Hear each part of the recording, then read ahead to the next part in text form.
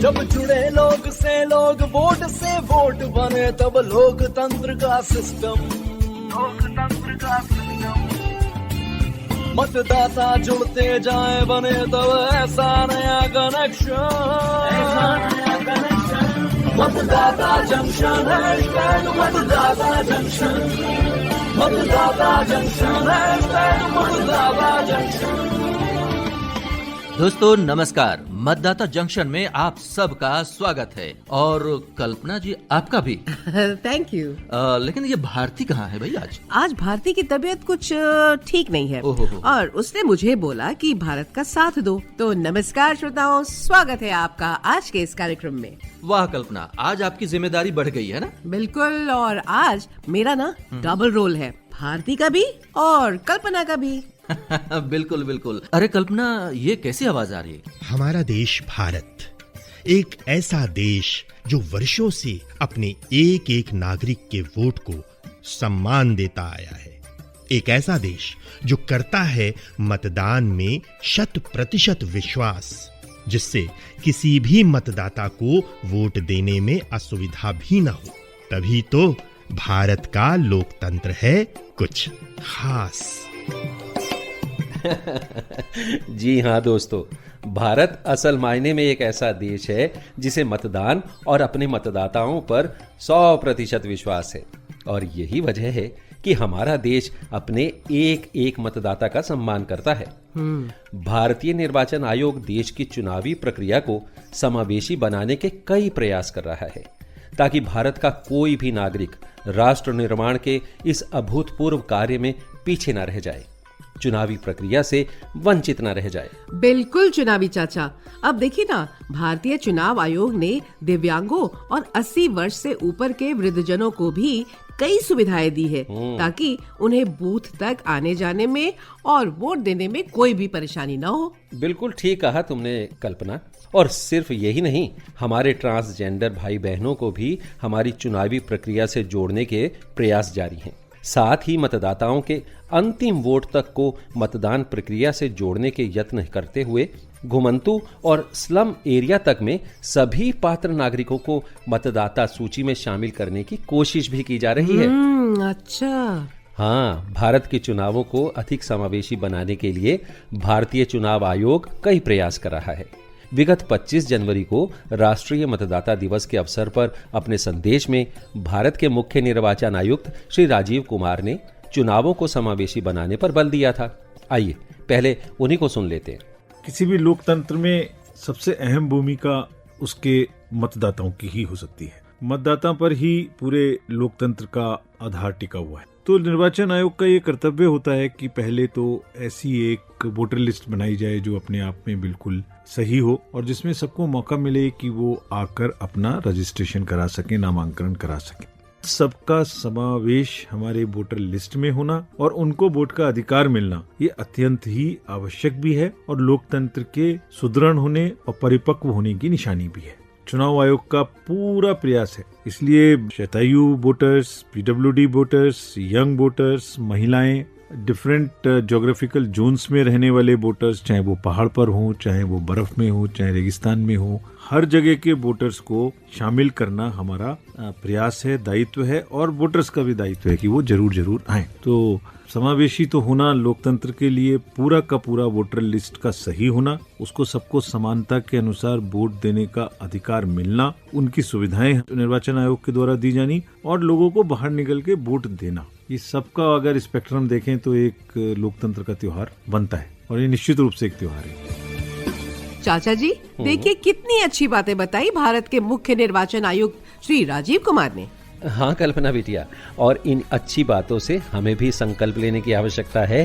महिला पुरुष वृद्ध युवा सबका ये कर्तव्य है, आपका मतदाता होना आपका अधिकार है। योग्य हो सरकार हमारी, यही हमारी सोच, जागरूकता मतदान की होगी चारों ओर। जब निकलोगे और दोगे अपना वोट, जब निकलोगे और दोगे अपना वोट। चाचा जी, हमारे यहाँ के मतदाता भी कम नहीं है। जिस प्रकार भारतीय निर्वाचन आयोग हर संभव कोशिश कर रहा है ना हमारे चुनाव को समावेशी बनाने की, हमारे कई ऐसे मतदाता हैं जो तमाम समस्याओं के बीच भी वोटिंग बूथ पर आते हैं और वोट करके ही जाते हैं। हाँ कल्पना बिटिया, बिल्कुल ठीक कहा तुमने। इसी बात पर मुझे तमिलनाडु के शिक्षक वेंकटेशन याद आ गए। वेंकटेशन? ये कहानी 2014 के लोकसभा आम चुनाव की है। वेंकटेशन तब 30 साल के थे और मुकाना हल्लीम धर्मपुरी जिले के सरकारी स्कूल में शिक्षक थे। अच्छा। एक दुर्घटना में उन्हें अपने दोनों हाथ गंवाने पड़े। जिस दिन उनके क्षेत्र में चुनाव थे, वे अपने घर के बाहर खड़े थे। तभी वहां से उनके मित्र का बेटा गुजरा। उसने वेंकटेशन को देखकर नमस्ते किया। नमस्ते वेंकटेशन अंकल। अंकल कैसे हैं आप? मैं ठीक हूँ सुरेश बेटा, तुम्हारा कॉलेज कैसा चल रहा है? अंकल कॉलेज तो ठीक चल रहा है, पर आज इलेक्शन है ना, चुनाव के कारण आज कॉलेज बंद है, इसलिए हम कुछ दोस्त छुट्टी मनाने होगने कल फॉल्स जा रहे हैं। अच्छा, तो क्या तुमने अपना वोट दे दिया? अंकल अगर वोट के लिए जाएंगे तो देर हो जाएगी, अब पिकनिक का प्रोग्राम बन गया है। पर सुरेश, यह हमारा अधिकार है और कर्तव्य भी। ये तो है अंकल। मेरी मानो ज्यादा देर नहीं लगेगी, अपने दोस्तों को भी बता दो। जी वेंकटेशन अंकल, क्या आपने अपना वोट डाल दिया? हाँ, मैंने सुबह पहले जाकर यही काम किया। अच्छा, पर अंकल आपने वोट डाला कैसे? अरे मैंने पेन को अपने मुंह से पकड़ा। अच्छा। और उससे खुद ईवीएम बटन को दबाकर वोट दे दिया। ओह। इसमें मतदान कर्मियों ने बहुत मदद की। वंडरफुल। पर वो वोटिंग का निशान अंकल? ये देखो मेरे पैर। मतदान कर्मियों ने मेरे पैर के उंगली पर यह स्याही लगाई। ओह हाँ, दैट्स सो नाइस। अंकल आपने तो मेरी आंखें खोल दी हैं। आप हमारे लिए इंस्पिरेशन हैं। हमें तो कोई कठिनाई नहीं, फिर भी हमने वोटिंग को सीरियसली नहीं लिया। अभी मैं आपसे वादा करता हूँ कि ना सिर्फ मैं बल्कि मेरे सारे फ्रेंड्स अभी जाकर वोट करेंगे, बल्कि आने वाले सभी चुनावों में भी हमेशा वोट करेंगे। पिकनिक तो कभी भी हो सकती है, पर लोकतंत्र का यह उत्सव तो कभी कभार ही आता है। Thank you uncle. बहुत अच्छा बेटा। और इस तरह शिक्षक वेंकटेशन ने उन युवाओं को मतदान के महत्व की शिक्षा दी और उन्हें मताधिकार का इस्तेमाल करने को प्रेरित किया। तो ऐसे में चाचा जी उनके लिए तालियां तो बनती हैं। हाँ बच्चों। और देखो बच्चों, सिर्फ वेंकटेशन ही नहीं, हमारे समाज में हमारे आसपास अपनी धुन के परवाने कई ऐसे लोग मिल जाएंगे। ऐसी ही एक अपने धुन की पक्की और एवरेस्ट से भी ऊंची अपनी जिद को पूरा कर एवरेस्ट की चोटी को फतह करने वाली पहली भारतीय महिला, जिन्हें पद्म भूषण से सम्मानित किया गया, बछेंद्री पाल। आइए उनका सुनते हैं संदेश। मतदाता जंक्शन कार्यक्रम में सभी श्रोताओं को मेरा यानी बछेंद्री पाल का नमस्कार। हम बहुत भाग्यशाली हैं कि हमें चुनाव करके अपने प्रतिनिधि को चुनने का अधिकार प्राप्त है।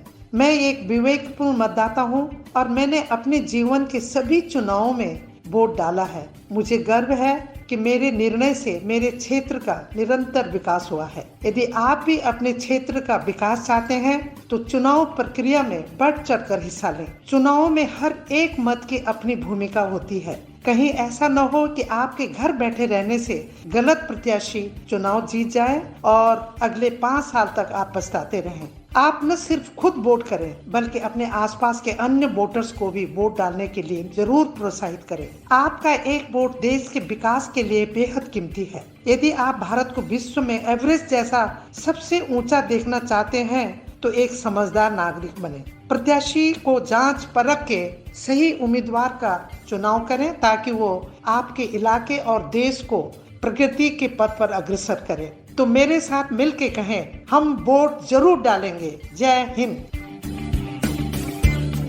इस प्यारे से संदेश के लिए बछेंद्री पाल जी का बहुत बहुत धन्यवाद।